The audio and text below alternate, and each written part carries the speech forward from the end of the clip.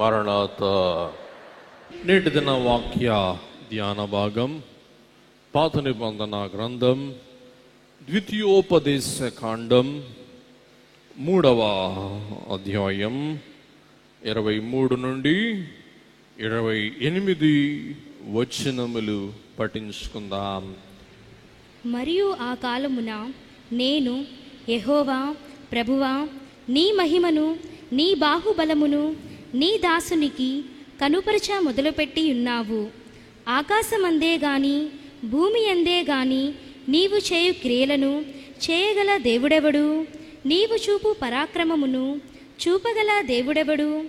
నేను అద్దరికి వెళ్ళి యోర్దాను అవతలనున్న ఈ మంచి దేశమును మంచి మన్నెమును ఆ లెబానోనును చూచునట్లు దయచేయుమని నేను యెహోవాను బ్రతిమాలు కొనగా, యెహోవా మిమ్మును బట్టి నా మీద కోపపడి నా మనవి వినకపోయెను. మరియు యెహోవా నాతో ఇట్లనెను, చాలును, ఇకను ఈ సంగతిని గూర్చి నాతో మాటలాడవద్దు. నీవు ఈ యోర్దానును దాటకూడదు గాని నీవు పిస్కా కొండ ఎక్కి కన్నులెత్తి పడమటి వైపును ఉత్తర వైపును దక్షిణ వైపును తూర్పు వైపును తేరి చూడుము. 28 యెహోషువకు ఆజ్ఞ ఇచ్చి అతని ధైర్యపరిచి దృఢపరచుము. అతడు ఈ ప్రజలను వెంటబెట్టుకొని నది దాటి నీవు చూడబోవు దేశమును వారిని స్వాధీనపరచుకొనజేయును.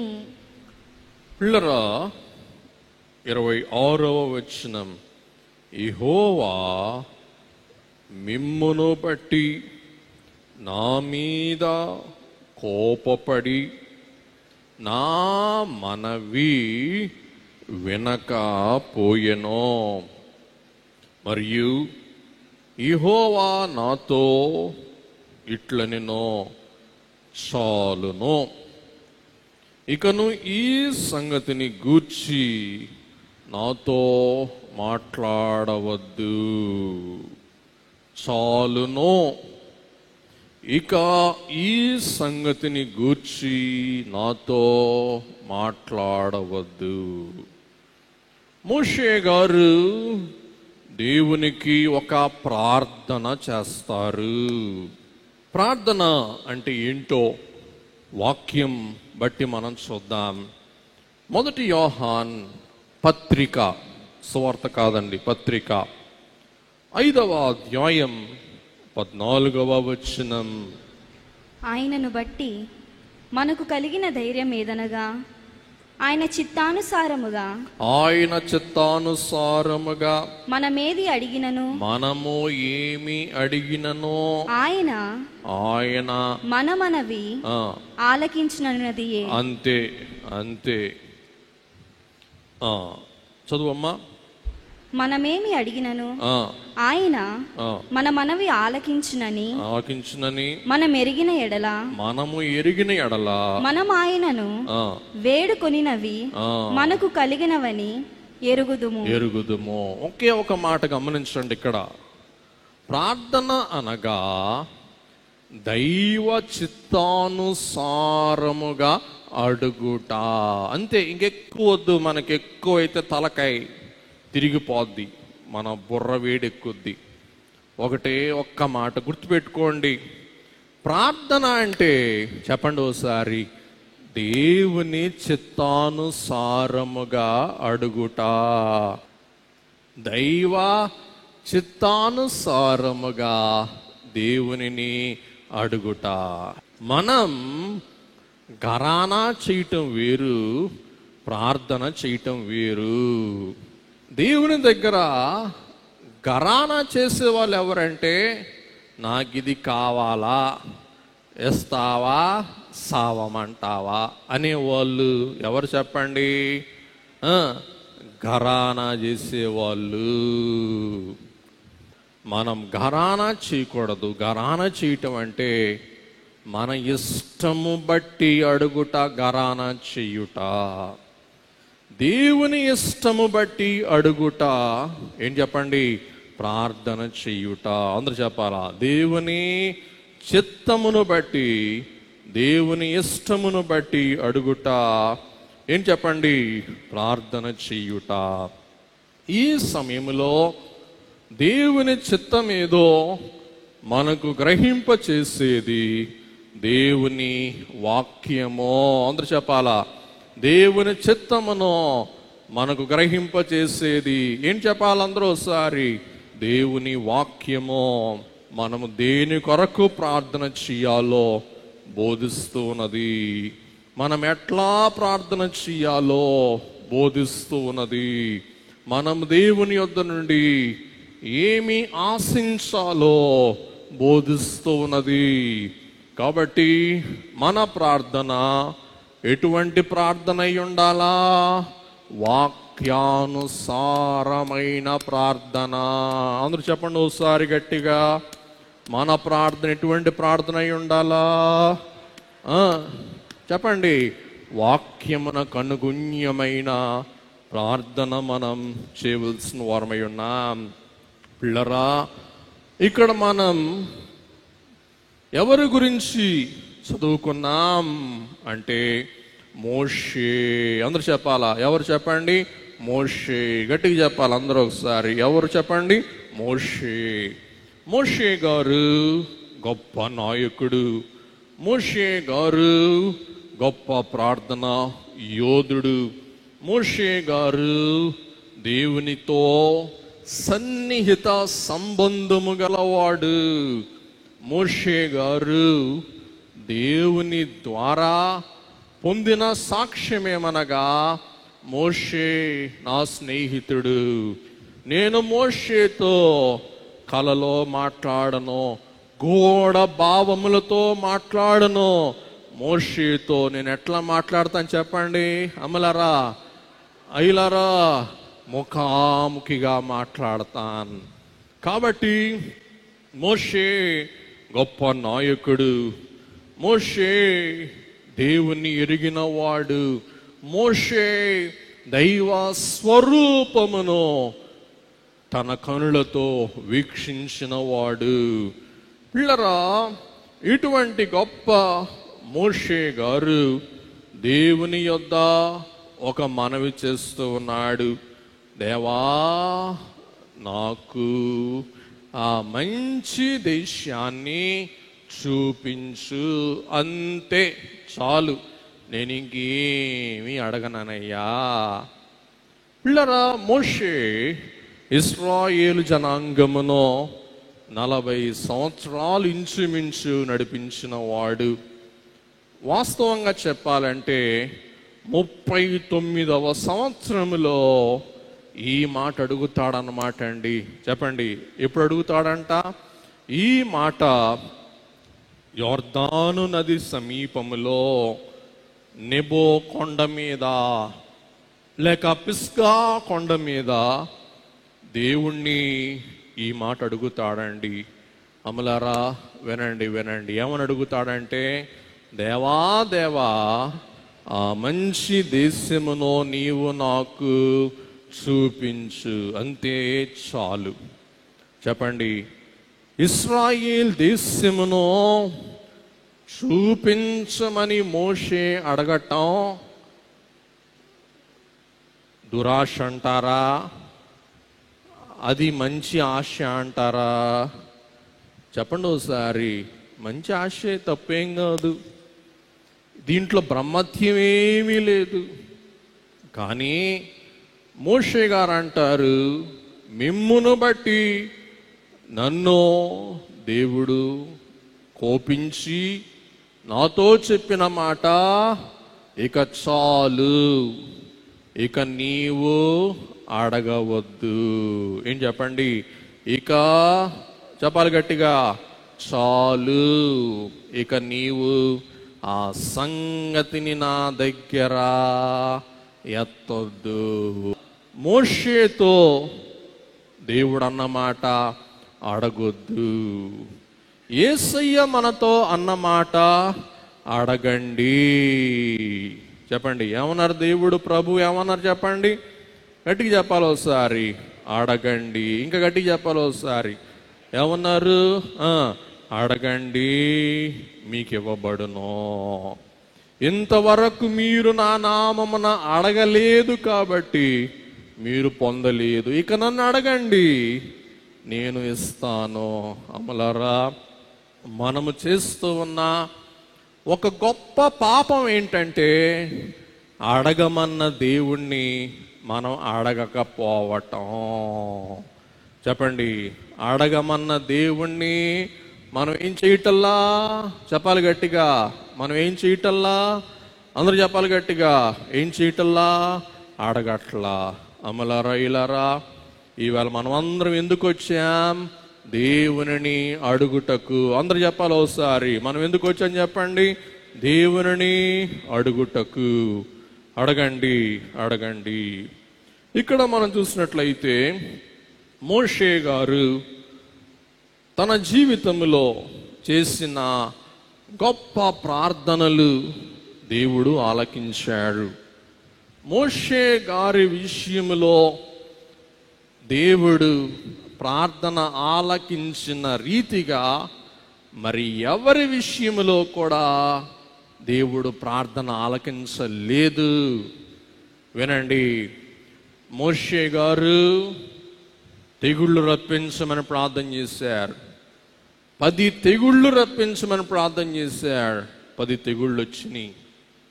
మోషే గారు కర్ర చాపి ప్రార్థన చేశారు. ఎర్ర సముద్రం పాయలైంది.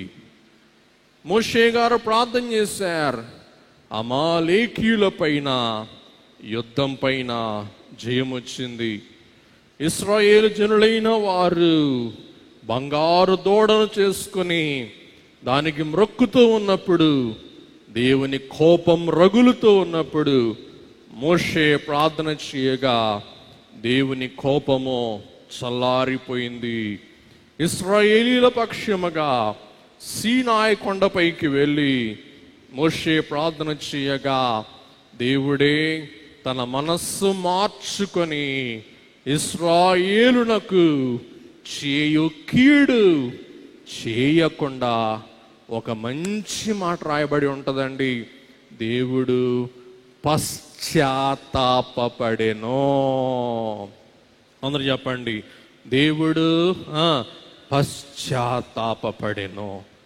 చూసారా, మోషే గారి ప్రార్థన ఎవరికి పశ్చాత్తాపం కలిగించిందంట? చెప్పండి గట్టిగా, దేవుడికే. దేవుడు పశ్చాత్తాపడతాడా? పడ్డాడు. ఎవరి ప్రార్థన బట్టి అంటే మోషే గారి ప్రార్థన బట్టి.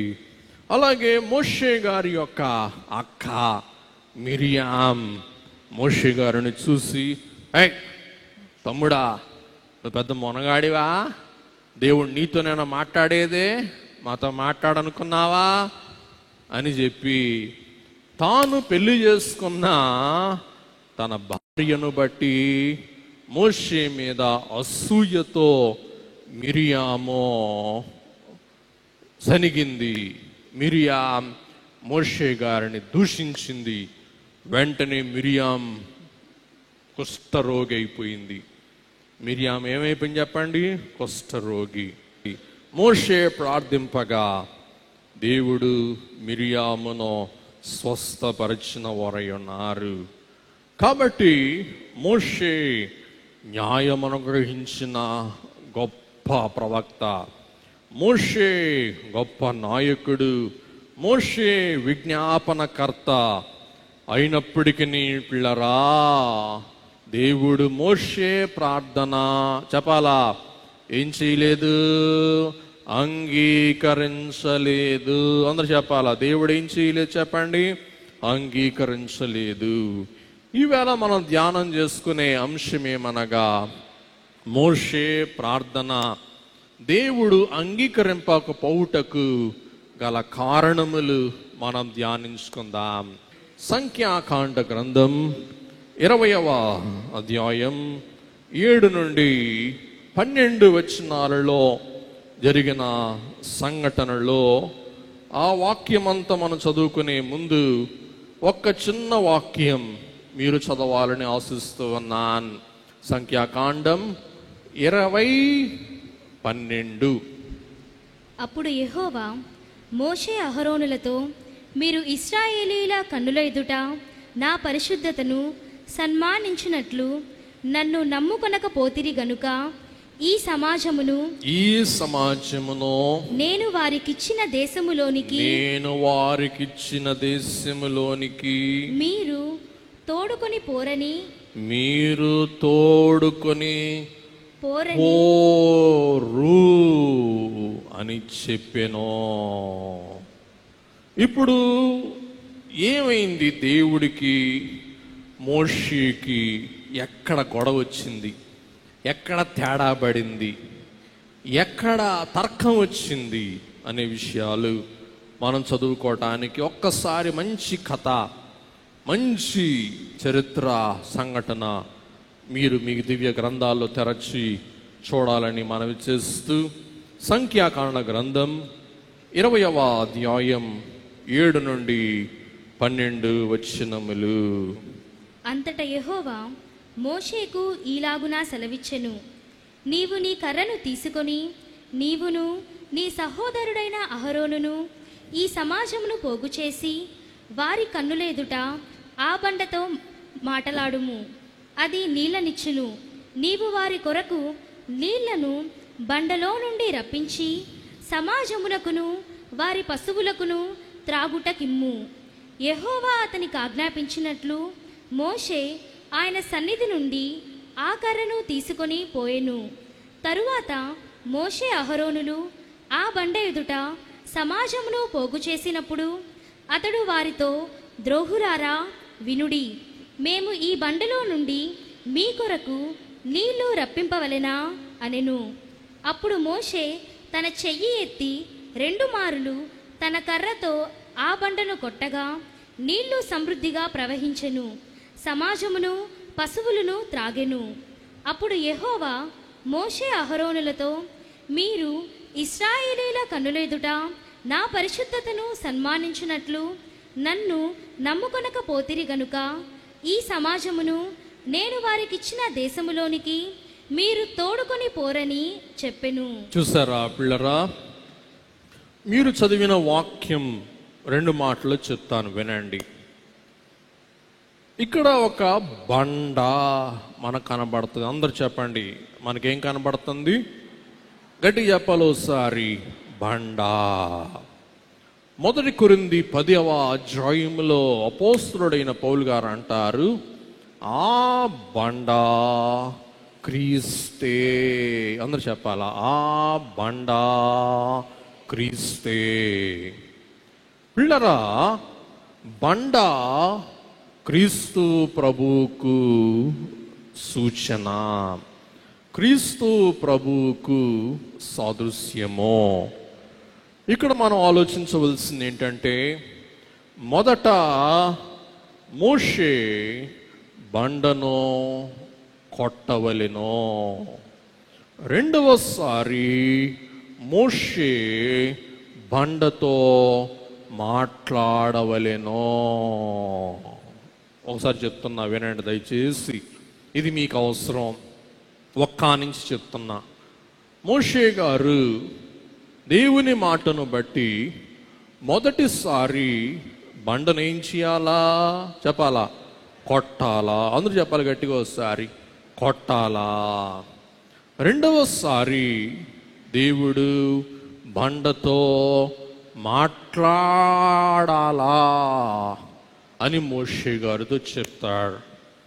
కానీ మోషే గారు ఆగ్రహముతో, ఆవేశముతో, ఆలాపనతో, ఆందోళనతో తన హృదయం నింపుకొని దేవుని మాట లక్ష్య పెట్టక మోషే గారు ఏం చేస్తారంటే, మాట్లాడమన్నప్పుడు కూడా బండను కొడతారు. ఎన్నిసార్లు కొడతారంటండి చెప్పాలి ఒకసారి? 2 సార్లు. అందరూ చెప్పాలి గట్టిగా, ఎన్నిసార్లు కొడతారు? 2 సార్లు. పిల్లరా, కొట్టబడిన బండ యేసు ప్రభువే. ఆయన సిలువ మీద కొట్టబడ్డారు, సిలువ మీద చంపబడ్డారు. ఆయన ఒక్కసారే చంపబడాలా, రెండవసారి ఆ చంపబడిన కొట్టబడిన బండతో మనం ఏం చేయాలంటే మాట్లాడాలా. అందరూ చెప్పాలా, ఆ బండతో మనం ఏం చేయాలి చెప్పండి ఒకసారి, మాట్లాడాలా. రెండవసారి బండతో మాట్లాడుట ద్వారా పిల్లరా ఏమొస్తుంది బండలో నుండి? నీరు. అందరూ చెప్పాలా, బండలో నుండి ఏమొస్తుంది చెప్పండి? నీరు. ఆ నీరే రక్షణ. అందరూ చెప్పాలా, ఆ నీరే ఏం చెప్పండి? రక్షణ. మీకు అర్థమవుతుందా? కాబట్టి మొదటిసారి దేవుడే కొట్టమన్నారు, ఆ బండను మోషే కొట్టాడు. అలాగే యేసు ప్రభువును బండ మొదటిసారి మన కొరకు కొట్టబడ్డారు, సిలువకు అంట కొట్టబడ్డారు, రక్తము కార్చారు, రక్షణ ఇచ్చారు. ఆ రక్షణ ఇచ్చిన బండను మరలా కొట్టకూడదు, కానీ ఆ రక్షణ అందుకోవటానికి మనం ఏం చేయాలా చెప్పాలి ఒకసారి, చెప్పాలా ఏం చేయాలా? బండతో చెప్పాలా, మాట్లాడాలా. అందరూ చెప్పాలా, బండతో ఏం చేయాలా? మాట్లాడాలా. అందుచేతనే యెషయా గ్రంథం 12వ అధ్యాయం 3వ వచనం, కావున మీరు ఆనందపడి రక్షణాధారములై ఉన్న బావులలో నుండి నీళ్లు చేదుకొందురు. చూసారా, రక్షణాధారమైన బావులలో నుండి ఏం చేదుకుంటారు? నీళ్లు చేదుకుంటారు. అలాగున యేసుక్రీస్తు ప్రభువే ఆ జీవ జలమై ఉన్నారు. యోహాను సువార్త 7వ అధ్యాయం 38-39 వచనములు. నాయందు విశ్వాసముంచు వాడెవడో లేఖనము చెప్పినట్టు వాని కడుపులో నుండి జీవజల నదులు పారునని బిగ్గరగా చెప్పెను. తన యందు విశ్వాసముంచువారు పొందబోవు ఆత్మను గూర్చి ఆయన ఈ మాట చెప్పెను. చూసారా, మొదట వ్రాయబడిన మాట రక్షణ నీరు, రెండవసారి రాయబడిన మాట ఆత్మ నీరు. పిల్లరా, ఇక్కడ మోషే గారు పాపం ఆవేశంతో ఉన్నారు, ఆ వేదనలో ఉన్నారు, చింతలో ఉన్నారు, ఆయన ఆగ్రహములో ఉన్నారు. ఎందుకంటే అమలరా వినండి వినండి వినండి, 40 సంవత్సరాలు ఇశ్రాయేలీయులను నడిపించి విసికి వేసారిపోయి ఆయన బాధపడుతున్నాడు. కాబట్టి మోషే గారు సాత్వికుడు. లోకములో ఉన్న వారందరిలో కల్లా మోషే గారు ఎవరంటండి చెప్పాలా? మిక్కిలి సాత్వికుడు. అందరూ చెప్పాలి ఒకసారి, మోషే ఎటువంటి వాడని చెప్పండి? మిక్కిలి సాత్వికుడు. కాబట్టి పాపం ఏ సాత్వికమో మోషేకు శక్తిగా ఉందో, ఆ సాత్వికమే కడకు మోషేకు ఏమైపోయింది చెప్పండి? ముప్పు. అందరూ చెప్పాలి గట్టిగా, మోషేకి ఏమైపోయింది? ముప్పు. పాపం ఈవేళ మనం చూస్తే నాయకులైన వారికి అవసరమైనది సాత్వికము. నాయకులైన వారికి అవసరమైనది అందరూ చెప్పాలా? సహనము. అందరూ చెప్పాలా? ఏం చెప్పండి? అందరూ చెప్పండి ఒకసారి, సహనము. ఇంకోసారి గట్టిగా చెప్పాలా? సహనము. సంఖ్యాకాండం 20:10. తరువాత మోషే అహరోనులు ఆ బండ ఎదుట సమాజమును చూసారా, సమాజమును పోగు చేసి అతడు వారితో ద్రోహులారా. చాలు. దేవుడు తన జనాంగ నడిపిస్తున్నారు. మోషే గారు కోపంతో జనాంగాన్ని ఏమన్నారు చెప్పండి? ద్రోహులారా. ఇంకా ఏమంటున్నారు? మీకు నీళ్లు రప్పింపవలెనా? ఈయన నీళ్ళు రప్పించేది దేవుడా? అందరు చెప్పాలి ఒకసారి, ఈయన రప్పించేది దేవుడా? చెప్పండి, దేవుడు. మొదటి పాపం, మొదటి నేరం దేవుని జనాంగమును దూషించుట. రెండవది, నేను మీకు నీళ్లు రప్పించవలెనా? చదవండి పాప 11. మేము ఈ బండలో నుండి మీ కొరకు నీళ్లు రప్పింపవలెనా అని, మీ కొరకు నీళ్లు రప్పింపవలెనా అనెను. అప్పుడు మోషే తన చెయ్యి ఎత్తి రెండు మారులు తన కర్రతో ఆ బండను కొట్టగా నీళ్లు సమృద్ధిగా ప్రవహించెను. కొట్టినా కానీ చెప్పండి ఏమొచ్చింది? నీరు వచ్చింది. కాబట్టి పిల్లరా, ఇక్కడ మనం చూసినట్లయితే గమనించండి, నిర్దేశము మంచిదే, అంటే ఆజ్ఞ మంచిదే, కానీ ఉద్దేశ్యము మంచిది కాదు. గమనించండి, నిర్దేశము మంచిదే కానీ ఉద్దేశ్యము అంటే తలంపు మంచిది కాదు. నిర్దేశము దేవుడు ఇచ్చిన ఆజ్ఞ మంచిదే కానీ మోషే తలంపు మంచిది కాదు. కాబట్టి యేసుక్రీస్తు ప్రభు, ఇందులో మనం చూస్తే ప్రభు రూపం మనకు కనపడుతుంది.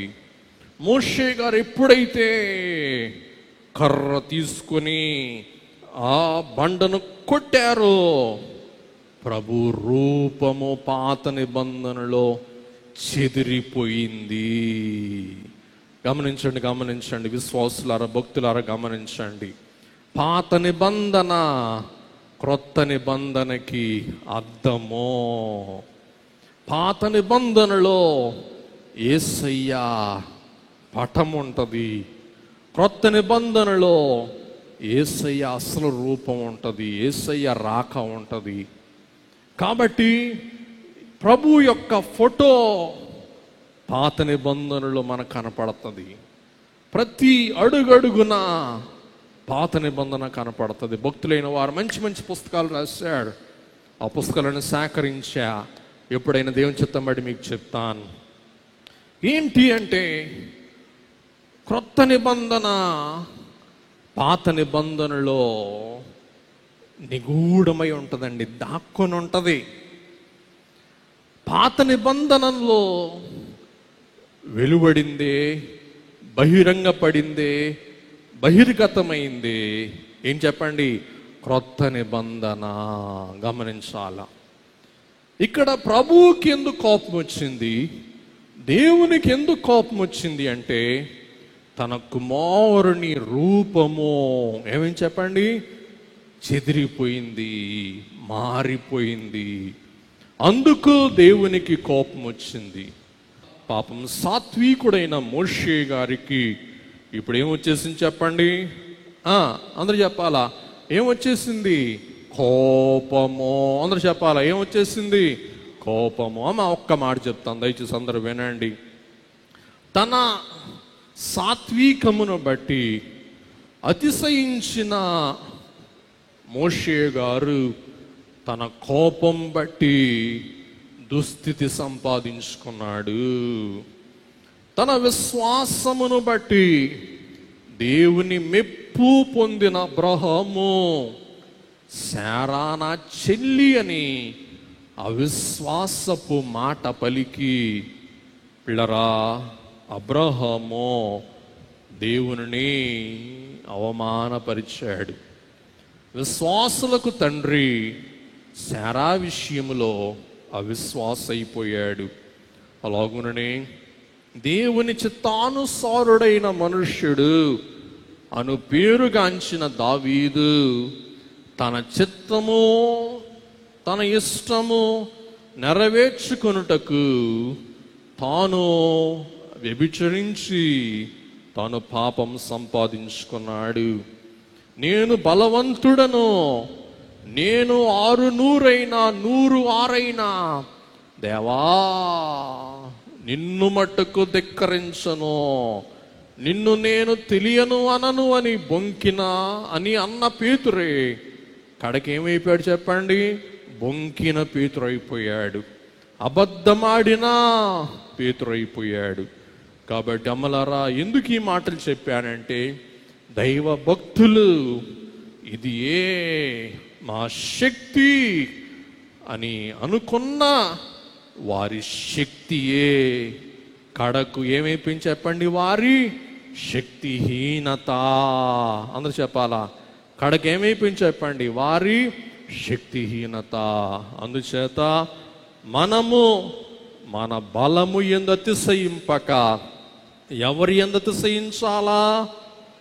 అతిశయింపవలసిన వారు దేనిని అతిశయించాలా చెప్పాలా? దేవుని యందే. మోషే గారి ప్రార్థన, దేవుడు తన ప్రభుత్వమును బట్టి నెబో కొండ మీద తిరస్కరించిన దేవుడు తన పరపతిని బట్టి మోషే గారి ప్రార్థన రూపాంతర కొండపైన నెరవేర్చారు. వినండి వినండి వినండి. దేవుడు తన ప్రభుత్వమును బట్టి, తన అధికారమును బట్టి మోషే గారి ప్రార్థన నెబో కొండ మీద కొట్టివేశారు. ఆ దేవుడే తన పరపతిని బట్టి, తన కృపను బట్టి రూపాంతర కొండ మీద మోషే గారి ప్రార్థన దేవుడు నెరవేర్చారు. ఎలాగంటే మత్తయి సువార్త 17వ అధ్యాయం 3వ వచనం. ఇదిగో మోషేయు ఏలియాయు వారికి కనబడి ఆయనతో మాట్లాడుచుండిరి. మానవ రీతిగా వాగ్దాన కానాను దేశానికి వెళ్ళలేకపోయిన మోషే గారు ఆత్మస్వరూపిగా వాగ్దాన దేశానికి వెళ్ళారు. వెళ్ళిన మోషే ప్రభువుతో మాట్లాడాడు, ప్రభువుతో సంభాషించాడు. అమలారా, ఈ ప్రార్థన ఈ జీవిత కాలంలో మోషే గారిలో నెరవేరలేదు, కానీ తర్వాత జీవితంలో ఏమైంది చెప్పండి? నెరవేరింది. పిల్లరా, మోషే గారు ఎట్లా చనిపోయారో, ఎవరు పాతి పెట్టారో అది ఎవరికి తెలియదు, అది మర్మము. ఒక మాట చెప్పి ముగించేస్తాను. నెబో కొండ మేము ఎక్కినప్పుడు, నెబో కొండ మీద నుండి చూస్తూ ఉన్నప్పుడు ఇశ్రాయేల్ దేశమంతా చక్కగా కనపడుతుందండి. కాబట్టి దేవుడు మోషే గారికి మంచి దృష్టి దయచేశాడు. ఆ దృష్టితో ఆ మంచి ప్రదేశం తేరి చూచాడు. వినండి, అక్కడ గైడ్ చెప్తాడు, పిల్లరా, మోషే గారు అలాగున దేశమంతా తేరి చూచిన తర్వాత దూతలైన వారు ఒక పండు వాసన చూపించారంట. మోషే స్పృహ కోల్పోయి, ఇప్పుడు ఎవరో చెప్పాడు, పొలానికి మందు కొడుతుంటే స్పృహ తప్పి పడిపోయాడంట.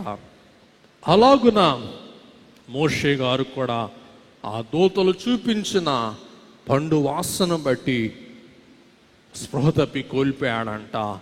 దూతలే మోషే దేహాన్ని సమాధి చేశారంట.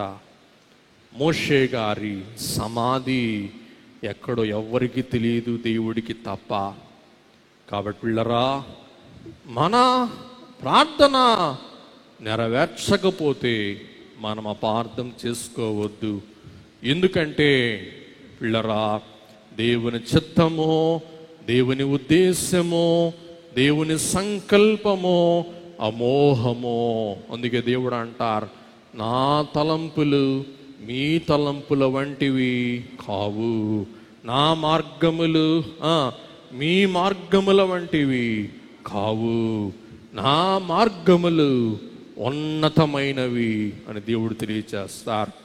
కాబట్టి దేవుడు తన్ను ప్రేమించు వారికి సిద్ధపరిచిన ఈవులు కన్నులు చూడలేదు, చేతులు తాకలేదు, హృదయమునకు గోచరం కాలేదు. అందుచేత దేవుడు ప్రార్థన ఆలకించలేదని దయచేసి మనం అభ్యంతరపడక, దేవునిని మనం నిందింపక, దేవునిని మనం దూషింపక, దేవుని ప్రేమను మనం లోకువ కట్టక మనం జీవించవలసిన వారమై ఉన్నాం. పిల్లరా, మోషే వాగ్దాన దేశంలోనికి ప్రవేశింపకపోవుటకు గల 8 కారణాలు చెప్పి ముగించేస్తాను. 1, దేవుని జనాంగమును దూషించుట. సంఖ్యాకాండం 20:10. 2, దేవునికి చెందవలసిన మహిమ తనకు చెందేలాగా చేసుకొనుట. సంఖ్యాకాండం 20:10. 3, ఇశ్రాయేలీయులపై విసుకుట. సంఖ్యాకాండం 20:10. 4, తన సహనమును కోల్పోవుట. సంఖ్యాకాండం 20:11. 5, దేవునికి అవిధేయుడయుండుట. సంఖ్యాకాండం 20:11. 6, దేవుని శక్తిని ఆయన సంశయించుట. దేవుని బలమును ఆయన సందేహించుట. సంఖ్యాకాండం 20:12. 7, దేవుని మహిమ పరచకపోవుట. సంఖ్యాకాండం 20:12. చివరిది, దేవునిపై తిరుగుబాటు చెయ్యుట. సంఖ్యాకాండం 20:24. కాబట్టి దేవుని బిడ్డలారా, మోషే గారి వలె మనము దుడుసుగా మాట్లాడొద్దు. మోషే గారి వలె దేవుని మహిమ మనం ఆర్జించవద్దు. 3, మనం దేవుని బిడ్డలపైన విసుగవద్దు. 4, మన సహనమును మనం కోల్పోవద్దు. 5, దేవుని ఆజ్ఞకు అవిధేయులం కావద్దు. 6, దేవుని శక్తిని మనం శంకించవద్దు. 7, దేవుని మహిమపరచుట మానవద్దు. 8, మరి ముఖ్యముగా దేవునిపై తిరుగుబాటు చేయవద్దు. ఈలాగున మనం జాగరూకులమై ఉంటే దేవుడు మన ప్రార్థన ఆలకిస్తారు. అందుచేత మనం అడుగు వాటన్నిటికంటే, ఊహించు వాటన్నిటికంటే అత్యధికముగా చేయ సమర్థుడైన యేసు ప్రభువు తన కుమారుడైన యేసు ప్రభువు నామమున మన ప్రార్థనలకు తన చిత్తమును బట్టి నెరవేర్పును గ్రహించి మహిమ పొందును గాక.